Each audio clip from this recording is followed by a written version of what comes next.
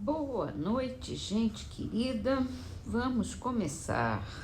Livro Agenda Cristã de André Luiz, psicografado por Chico Xavier. A mensagem se chama Com Jesus. O sacrifício sublimará seus impulsos. Muito bem. Livro dos Espíritos de Allan Kardec. A gente está falando da escala espírita, falamos da terceira ordem dos espíritos imperfeitos, que Kardec dividiu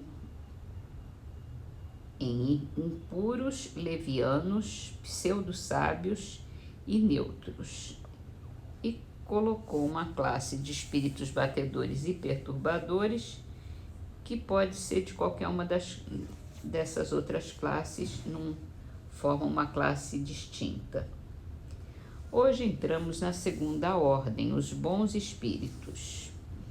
Características são: predominância do espírito sobre a matéria, o desejo do bem. Suas qualidades e poderes para o bem estão em relação com o grau de adiantamento que tenham alcançado. Uns têm a ciência, outros a sabedoria e a bondade. Os mais adiantados reúnem o saber, as qualidades morais.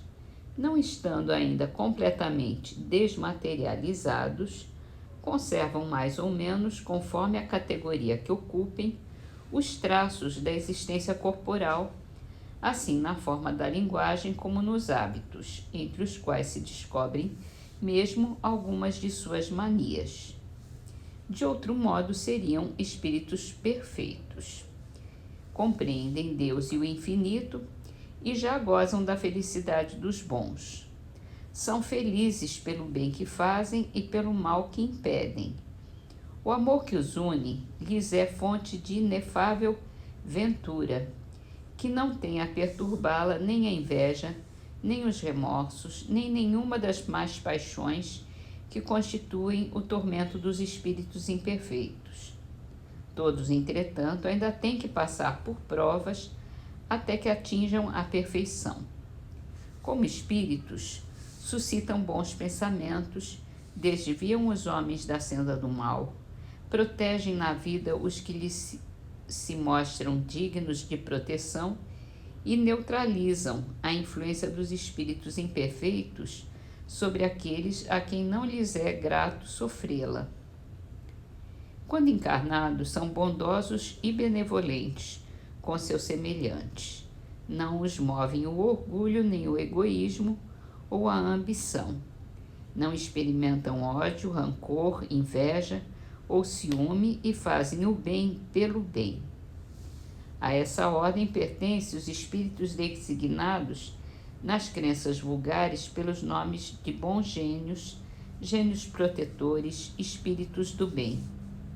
Em épocas de superstições e de ignorância, eles têm sido elevados à categoria de divindades benfazejas. E aí ele vai dividir em 4 grupos principais que nós começaremos a ler a partir de amanhã. Ou seja, é o que nós todos queremos chegar, né? Estamos trabalhando para isso, os bons espíritos, espíritos do bem. Passamos então para o livro que é o Espiritismo, também de Kardec, continuando com a Conferência Espírita, em que Kardec conversa com o visitante cético. Ele tinha dito aqui, que a gente leu ontem,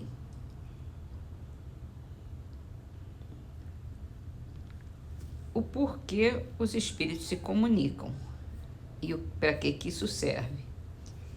E que para a gente distinguir o bem do mal, a verdade da mentira, da enganação, é preciso estudar a doutrina espírita e ter sempre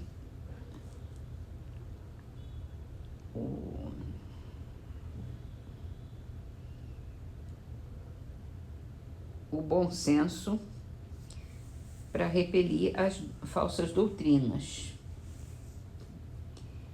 Aí o visitante cético diz assim: a minha observação subsiste sempre no ponto de vista das questões científicas e outras que podemos submeter aos espíritos.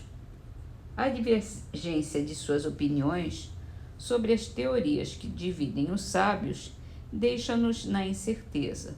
Compreendo que, não possuindo todos o mesmo grau de instrução, não podem saber tudo.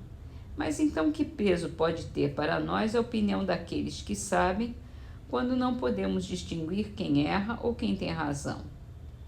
Vale tanto dirigirmos-nos aos homens como aos espíritos. E Kardec vai responder. Essa reflexão é ainda uma consequência da ignorância do verdadeiro caráter do espiritismo. Aquele que supõe nele achar meio fácil de saber tudo, de tudo descobrir, labora em grande erro. Os espíritos não estão encarregados de nos trazer a ciência já feita. Seria realmente muito cômodo se nos bastasse pedir para sermos logo servidos, ficando assim dispensados do trabalho de estudar. Deus quer que trabalhemos, que o nosso pensamento se exercite, e só por esse preço adquiriremos a ciência. Os espíritos não vêm nos libertar dessa necessidade. Eles são o que são. O espiritismo tem por objeto estudá-los, a fim de que, por analogia, fiquemos sabendo o que seremos um dia, e não para nos fazer conhecer o que nos deve ser oculto, ou nos revelar as coisas antes do tempo próprio.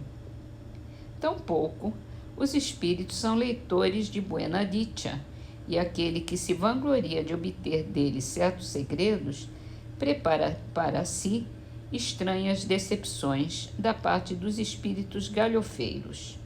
Em uma palavra, o espiritismo é uma ciência de observação e não uma arte de adivinhar e especular.